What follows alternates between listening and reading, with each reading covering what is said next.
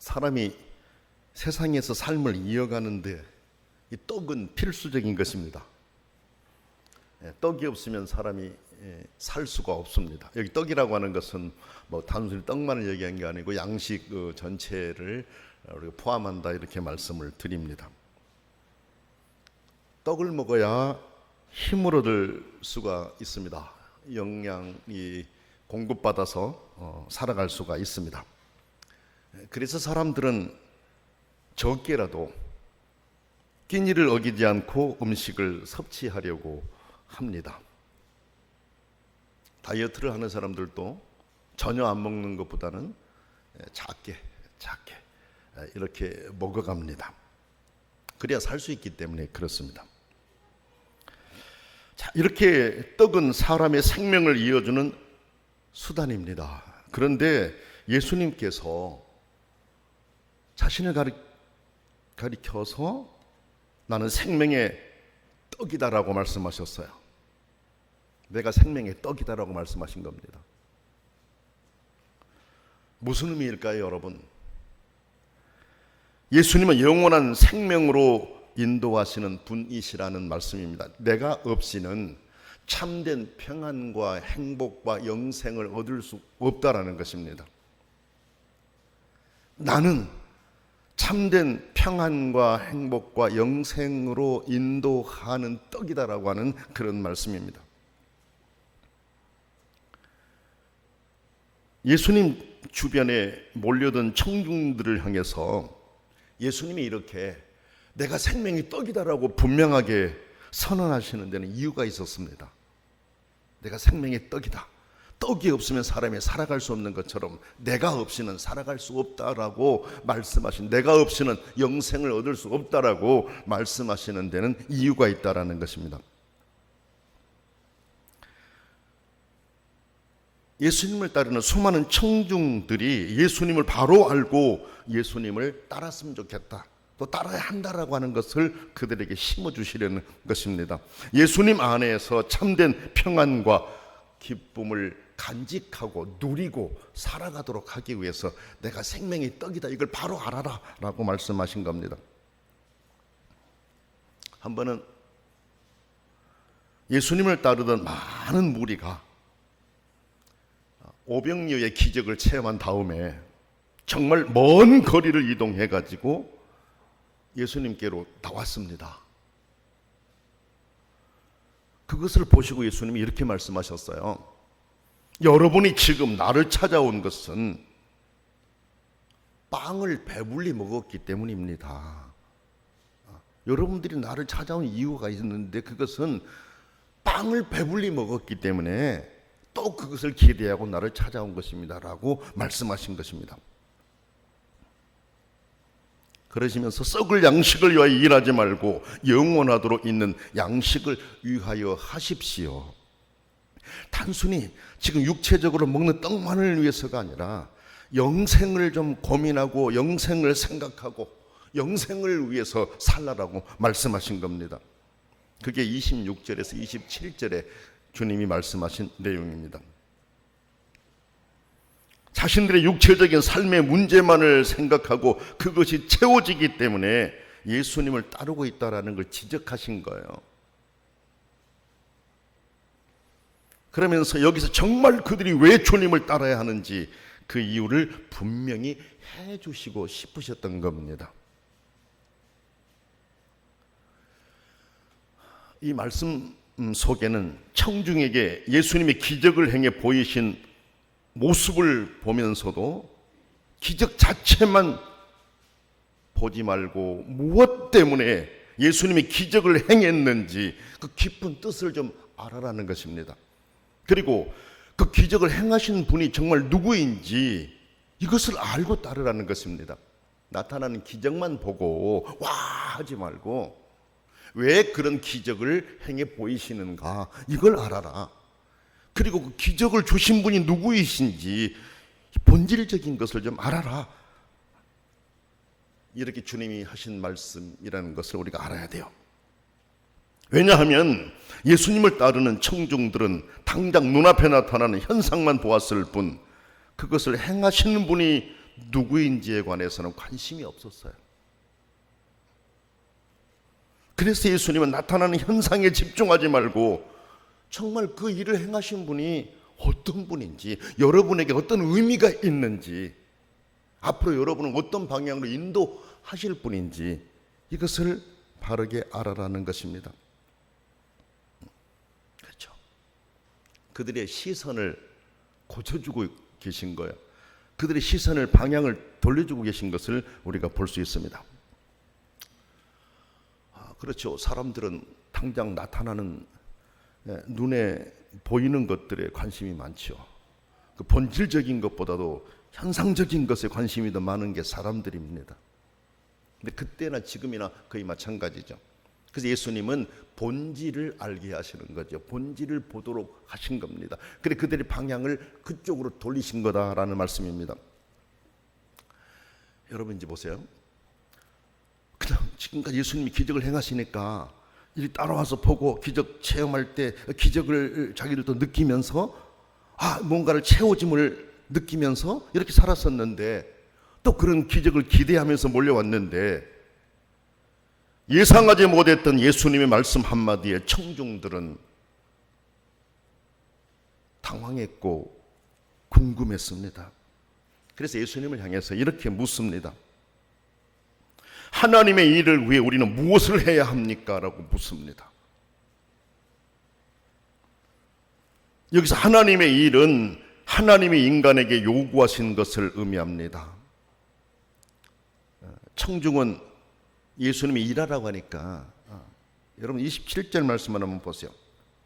거기 27절 말씀을 보시게 되면은 썩을 양식을 위하여 일하지 말고 영생하도록 있는 양식을 위하여 하라. 이 양식은 인자가 너희에게 주리니 인자는 아버지 하나님께서 인치신 자녀라. 이렇게 이제 말씀하셨단 말이에요. 그러니까 일하라고 하는 이 부분에 이제 생각이 꽂힌 거예요. 그래서 그 일이라고 하는 것을 예수님이 생각하고 계신 것과 다르게 이해를 했습니다. 왜? 그들이 평상시에 그렇게 생각해 왔으니까. 일이라고 하는 것은 자기들의 공적으로 생각했으니까, 자기들의 공로로 생각했으니까 지금도 그렇게 생각한 겁니다. 그래서 예수님이 하신 말씀, 일하라고 하신 말씀을 오해하고 질문을 던진 것입니다. 우리가 어떤 업적을 쌓아야 합니까? 우리가 어떤 업적을 쌓아야 됩니까? 어떤 일들을 구체적으로 해야만이 되는 것입니까? 라고 묻는 것입니다. 행위에 초점을 맞추고 있었다라는 것입니다. 행위에. 이것을 보더라도 그들은 예수님을 따르고 있었지만 예수님의 마음을 아직 전혀 이해하지 못하고 있었다라는 걸 우리가 금방 알아볼 수가 있습니다. 하나님과 예수님을 분리하여 생각하고 있었습니다. 그러니까 예수님에게 관심이 아닌 하나님의 뜻이라는 것, 여기에만 관심을 갖고 예수님과 하나님이 어떤 관계인지에 대해서 예수님은 수없이 가르쳤지만은 관심이 없었다라는 것이죠. 그래서 하나님과 예수님을 분리하여서 생각하고 있습니다. 그래서 예수님은 그들의 그런 마음을 바로 잡아주고 싶으셨던 겁니다. 행위에 초점을 두고 있는 그들의 생각을 복음의 핵심으로 들어오게 하시려는 것이었습니다. 그래서 예수님은 29절에서 이렇게 말씀하세요. 하나님이 보내신 일을 믿는 것이 하나님의 일이니라 라고 말씀하셨어요. 그들이 질문은 어떻게 행해야라고 하는 질문이었었는데 예수님은 믿어야 된다라고 하는, 그들이 행위라고 하는 말을 믿음으로 바꿔버립니다. 우리가 어떻게 하여야 하나님의 일을 하오리까 이랬을 때 어떻게 하여야 행위 아닙니까? 예수님은 믿는 것이다, 믿는 것이 하나님의 일이다 라고 그들의 생각을 고쳐주신 거예요. 설명하면 하나님이 약속하신 선물을 받기 위해서는 오직 하나의 일이 필요한데, 그 일이란 그 선물을 주실 수 있는 그분을 전적으로 받아들이는 것이다. 받아들이는 것이다. 그리고 신뢰하는 것이다. 믿고 의지하는 것이다. 기적 자체나 다른 것의 의미가 아니라 여러분들이 기적을 행하시고 말씀을 전하신 그분을 믿는 것이다. 그렇죠? 하나님이 보내신 이가 누굽니까? 예수님이잖아요. 그러니까 예수님을 믿는 것이다라고 말씀해 주는 거죠. 예수님이 그렇게 말씀을 하셨음에도 그들의 관심은 예수님이 하신 말씀으로 돌아가지 않습니다. 왜? 한번 그들의 생각이 꽂혀 있게 되면요, 사람들은 자기 꽂힌 그 생각을 바꾸기가 어려워요. 바꾸려고 하지 않아요. 여러분 어떻든가요? 자기가 어떤 생각을 가지고 있는데 그 생각을 내가 바꾸려고 노력한 사람도 있지만은 노력하는 사람들이 많지가 않아요. 왜? 내 생각이 옳다라는 생각을 갖기 때문일 수 있어요. 우리 하나님 말씀을 들을 때 만약에 하나님 말씀을 듣고 하나님 말씀이 옳아, 나는 그 말씀을 따라야 되라고 우리가 고쳐버린다면 우리는 정말 칭찬 듣는 훌륭한 믿음의 사람들이 다 되어 있을 거 아닙니까? 그런데 그게 쉽지 않다라는 것입니다.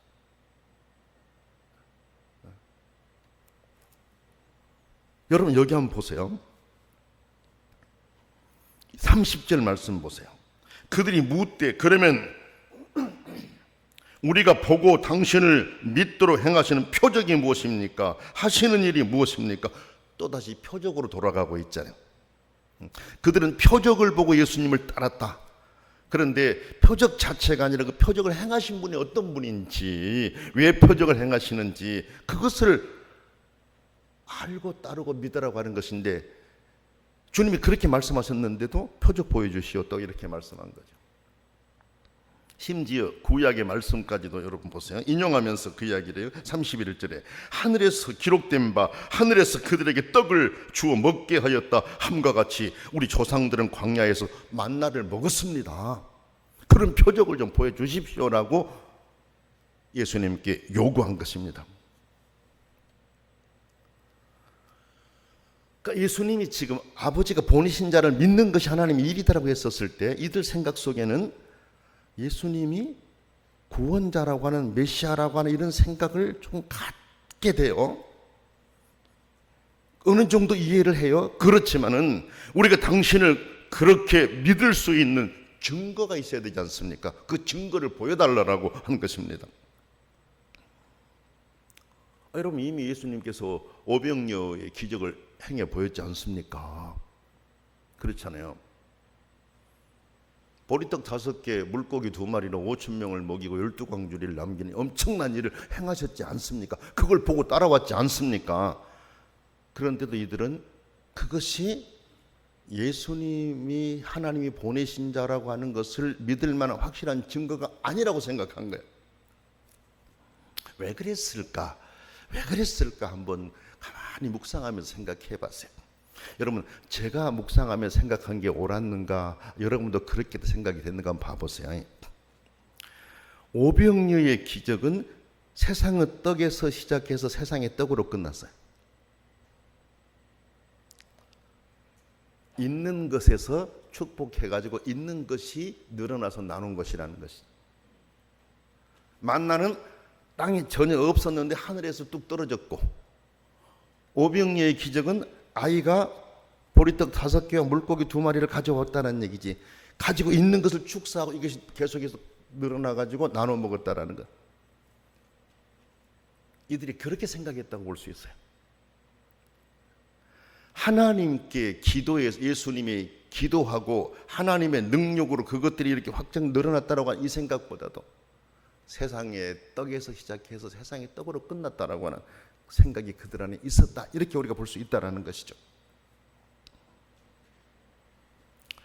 그러면서 조상들이 광야에서 모세를 통해 만나를 먹었던 사실을 언급하면서 모세보다 더 위대한 증거를 보여달라는 거죠. 땅에 전혀 없었던 떡을 보냈지 않았느냐, 그런 증거를 좀 보여달라는 것이죠.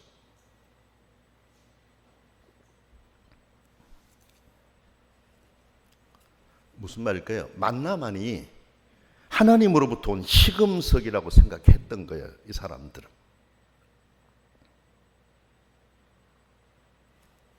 이에 대해서 예수님은 이렇게 말씀하십니다. 너희들은 모세가 그 떡을 주었다고 생각하는구나. 아니야. 그 떡은 모세가 주는 게 아니야. 하나님이 내리신 거야. 그렇죠? 그들은 모세로 생각하고 있었는데 그들의 생각을 하나님께로 돌리고 원래적인 의미로 돌리는 거죠. 하나님이 떡을 만나를 내리신 거지 모세가 내린 게 아니다라는 것을 말씀하신 거죠. 그리고 그 만나는 실제로 하나님의 떡이 아니라 하나님의 떡에 대한 상징이다라고 하는 것을 알리신 거예요. 그 떡, 모세가 준 떡을 먹고 영원히 살아? 아니지 않느냐. 광야에서 그 떡을 먹었지만 다 조상들은 죽지 않습니까, 여러분? 그러니까 그건 상징이라는 것을 말씀하신 것이죠. 생명의 떡에 대한 상징, 예수 그리스도에 대한 상징이라는 것을 알리신 거예요. 그러면서 예수님이 생명이 떡이다라고 말씀하신 겁니다. 나를 믿어야 내 안에 있을 때 진정으로 영생하는 그 은혜를 누린다라는 것을 말씀하신 겁니다. 그래 예수님은 자신이 생명이 떡이라고 하시면서 예수님 안에 영원한 생명이 있다라고 하는 것을 분명하게 35절에서 가르치고 있어요. 35절 말씀 보세요. 예수께서 이르시되 나는 생명의 떡이니 내게 오는 자는 결코 줄이지 아니하리이요 나를 믿는 자는 영원히 목마르지 아니하리라. 그렇게 말씀하시지 않습니까? 그러니까 모세가 준 만나가 아니라 예수님이라는 겁니다. 여러분 이 의미들을 우리가 생각해 보면 이렇습니다.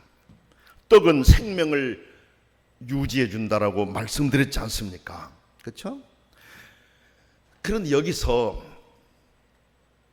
만나는 육체적인 생명만을 유지시켜 주는 것이었는데 예수님이 말씀하신 생명은 단순한 육체적인 것을 넘어선 것을 의미합니다.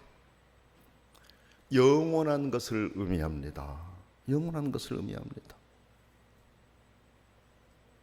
예수님을 믿을 때 우리의 삶에서도 행복을 누리고 예수님 안에 기쁨을 누리고 평안을 얻습니다. 그러나 이 세상을 떠난 이후에도 영원한 생명 안에 우리가 들어가는 것입니다. 예수님이 그런 생명의 떡입니다. 떡. 생명은 하나님과의 새로운 관계를 의미하지 않습니까? 예수님이 주신 생명의 떡으로 이어지는 이 생명은 하나님과의 관계입니다. 하나님과의 깊은 관계에 들어가는 겁니다. 신뢰와 교제와 순종과 사랑의 관계로 들어가는 것입니다. 여러분 예수님 믿기 전에 하나님과의 그런 신뢰와 사랑의 관계 없었지 않습니까? 그러나 예수님을 믿음으로 우리는 그런 깊은 교제 안에서 소망 속에 살아가고 있지 않습니까? 그렇지 않습니까? 그러므로 예수님이 생명의 떡이라고 하실 때 이것은 예수님이 없이는 생명은 불가능하다라는 말씀입니다. 세상에 다른 여러 가지들이 나타나고 다른 것들을 제시하지만 성경은 명확하게 말씀하셔요. 예수님만이 생명의 떡이에요. 예수님만이 영원히 살 수 있는 길이라는 것입니다. 예수님이 없이는 영원한 생명은 불가능합니다. 예수님 없이도 살아갈 수는 있어요. 그러나 생명을 누리는 만족은 없다라는 것입니다. 그러므로 인간의 내면에 있는 갈증들은 예수 그리스도를 믿을 때 해결될 수가 있습니다. 예수님 안에서 불안한 영혼은 쉼을 얻고 줄인 마음이 충만함을 얻을 수가 있습니다. 수가성의 여인이 그랬지 않습니까? 삭개오를 비롯해 많은 사람들이 그랬지 않습니까, 여러분?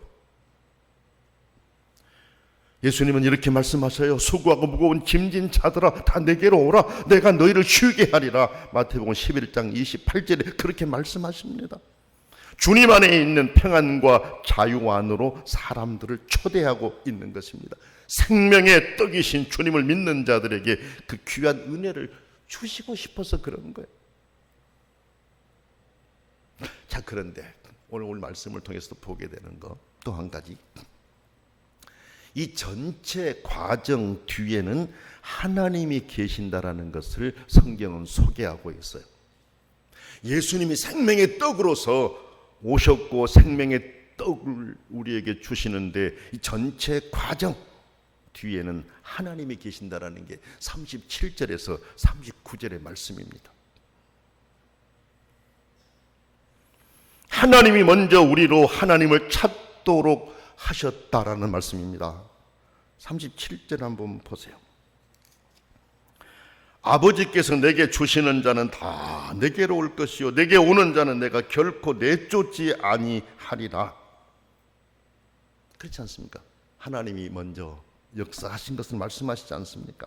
내가 하늘에서 내려온 것은 내 뜻을 행하려 함이 아니요 나를 보내신 이의 뜻을 행하려 함이니라. 나를 보내신 이의 뜻은 내게 주신 자 중에 내가 하나도 잃어버리지 아니하고 마지막 날에 다시 살리는 이것이니라. 이건 아버지의 마음이에요. 아버지의 마음이에요. 그 아버지의 마음을 갖고 예수님이 오셨어요. 생명의 떡으로 오셨어요. 그래서 그 일을 위해서 예수님이 하신다라는 거 아닙니까, 여러분? 하나님이 먼저 우리로 하나님을 찾도록 하셨다라는 겁니다. 우리의 믿음에는 공로가 작용하지 않고 하나님의 사랑에 근거한다라는 것을 성경이 가르쳐주고 있습니다. 하나님의 일은 믿는 것이라고 하셨는데 이 믿음은 사람이 하는 것이 아니라 참으로 하나님이 하시는 일임을 알아야 함을 우리로 알도록 소개합니다. 하나님은 예수님과 사람의 만남 안에서 그리고 그 만남을 통해서 그 사람 안에 믿음을 일으키십니다. 사람은 그 마음을 놓치지 않고 붙잡아야 됩니다. 믿음을 일으킬 때 놓치지 않고 믿어야 됩니다. 믿어야 됩니다. 내 마음에 하나님을 믿게 하시는 여러 생각들이 일어날 때 그걸 쉽게 생각하지 않고 하나님이 나를 부르시는 사인으로 깨닫고 기회를 놓치지 않아야 된다는 말씀입니다. 왜? 하나님이 주신 기회이기 때문에 그렇습니다. 사람들을 통해서 여러 가지 측면에서 나를 감동해 가면서 내 마음을 움직이려고 하는 것들 수도 없지 많지 않습니까? 이와 같은 것들에 대해서 우리가 쉽게 생각해서는 안 된다는 거죠. 여러분 보세요. 하나님께서 그렇게 우리를 부르시고 역사하시는데 인간의 깊은 내면에는 의지의 자유라는 것이 있어요. 의지의 자유라는 것이 있습니다. 하나님께서 이 자유를 침해하지는 않으셔요. 전에도 말씀을 드렸지만 주님이 사랑하여 찾아가셨지만 문을 여는 것은 내가 해야 된다는 말씀을 드렸지 않습니까? 주님이 아무리 많은 선물을 가지고 찾아가서 나는 너를 사랑해서 왔다. 선물을 주려고 왔다. 문을 열어라. 그러나 문을 여는 것은 누가 하는 것입니까? 문이 열릴 때 그 많은 선물 가지고 들어간 거 아니겠습니까? 그런데 안타깝게도 사람들은 자기의 생각을 더 높이 평가해서 성경에서 말씀하신 내용을 의심하고 받아들이려고 하지를 않습니다. 하나님이 우리의 마음에 뜨겁게 역사하고 계심에도 내가 작용하지 않는 이런 상황들, 안타까운 일입니다, 여러분. 여러분 뒤에 나온 말씀에서도 보세요. 41절 42절도 보세요. 예수님의 말씀을 들은 청중들이 예수님에 대해 수근거리지 않습니까? 지금 예수님은 그들에게 마음을 열고 내 말을 받아들이고 믿어라라고 분명하게 말씀하는데 이들은 수근거리고 있지 않습니까? 41절 42절 한번 보면 이렇습니다.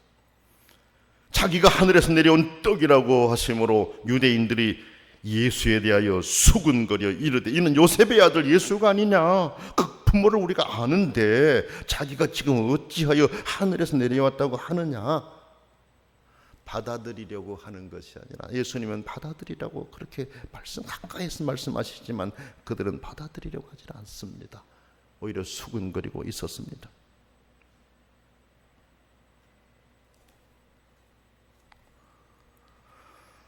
또 뒤에 말씀을 보면 예수님 말씀을 가지고 서로 다투기까지 합니다. 52절 말씀을 한번 보세요. 그러면 유대인들이 서로 다투어 이르되 이 사람이 어찌 능히 자기 살을 우리에게 줘 먹게 하겠느냐. 예수님은 지금 너무 사랑하셔서 그렇죠? 그들이 마음의 문을 열고 그들이 생각했던 것을 고치고 내 말을 받아들여서 내가 생명의 떡이니 하나님이 보내신 자니 믿으라고 말씀하시는데 그렇게 움직여지지를 않고 있다는 것입니다. 여러분, 예수님이 우리에게 구원을 주시는 생명의 떡이라고 하는 것을 받아들이기가 그렇게 어렵다는 것을 은혜 성경을 통해 알아요. 어려운 일을 행하라는 것이 아니지 않습니까? 그 사실을 믿으면 된다라는 거 아닙니까? 예수님이 하나님이 보내신 떡이라고 하는 걸 믿으면 된다는, 그게 하나님의 일이라고 했지 않습니까? 어떤 수많은 여러 가지들을 어깨에 짐이 될 정도로 주어지면서 행하라는 게 아니고 믿으라는 거 아닙니까? 구원은 은혜입니다. 믿음입니다. 그럼 우리 행위는 뭐냐? 그 은혜가 너무 감사해서 응답하는 겁니다. 감사의 응답입니다. 내게 베풀어 주신 은혜, 나 같은 자, 아무것도 하나님을 향해서 내가 보잘것을 드러내는 것도 없는 나를 살려서 하나님 자녀 삼아 주셨으니 이게 너무 감사해서 하나님이 원하시는 행동을 내가 몸으로 행해 나가는 거, 이건 감사의 응답입니다. 응답. 그렇죠. 이건 상급을 위한 것이죠. 말씀을 드리면 믿음은 신분의 변화를 일으키지만 행위는 상급과 관계되는 거야. 이것은 하나님 신분이 변화된 사람들이 그 방향으로 움직인 것이 우리 행위입니다.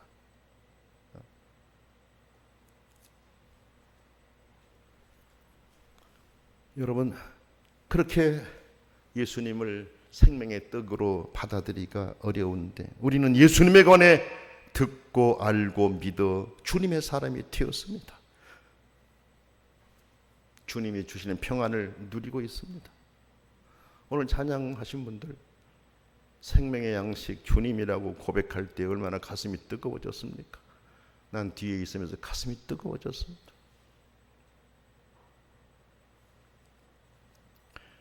예수님의 생명의 떡이심을 믿음으로 받아들이고 주님 안에서 주신 은혜를 더욱 사모하며 우리는 살아가고 있지 않습니까? 우리를 사랑하시는 하나님의 뜻을 받아들여 순종하고 생명의 떡이신 예수님을 더욱더 의지하며 사는 성도들이 되십시다. 그리고 생명의 떡이신 예수님을 다른 사람들에게도 부지런히 전하여 주는 사명을 감당합시다. 생명의 떡이신 예수님을 전해 주는 것은 그 사람에게 복을 전해 주는 것이기 때문에 그렇습니다. 그 사람의 삶을 생명으로 인도하는 과정이기 때문에 그렇습니다. 예수님은 우리에게 생명을 주시고 우리의 삶을 풍성하게 하시는 생명의 떡이십니다. 기도하겠습니다. 거룩하신 하나님 아버지, 우리를 영원한 길로 인도하시는 하나님이 보내신 하나님의 아들 생명의 떡이신 예수 그리스도를 우리가 바르게 믿고 감사하며 따르게 하시니 진심으로 감사합니다. 우리의 삶이 이 은혜를 잊지 않게 하시고 더 깊이 은혜에 빠져들게 하시고 이 놀라운 사실을 전하며 살게 하셔서 다른 사람들도 행복으로 초대하는 저희들 되게 하옵소서. 예수님의 이름으로 간절히 기도드립니다. 아멘.